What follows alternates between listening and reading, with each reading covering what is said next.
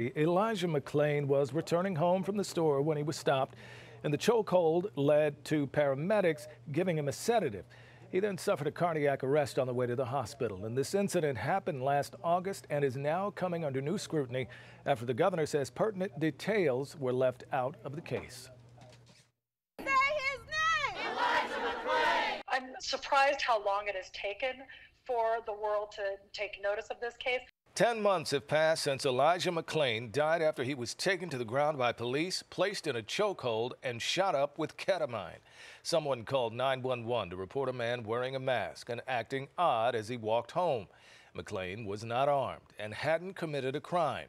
7 months ago, the district attorney said he would not file criminal charges against anyone involved.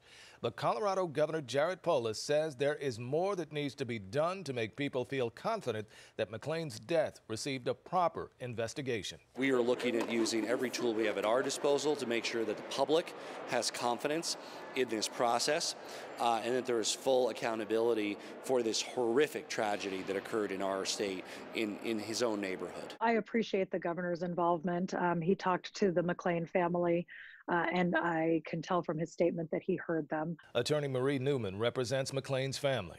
I'm disappointed, of course, that it took millions of outraged citizens and international media pressure for anybody to pay any attention. Millions have now heard Elijah's story.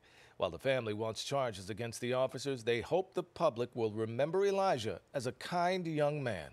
He was an angel among humans. He would go to play his violin on his lunch hour to animals who were waiting to be adopted so they wouldn't be lonely. The public sees through that effort to avoid accountability and is now standing up and saying O'Rourke needs to take responsibility and do what's right. Now, Colorado's Attorney General says this new investigation will be thorough and worthy of the public's trust and confidence in the criminal justice system. Colorado's governor says if the facts support prosecution, they will press charges.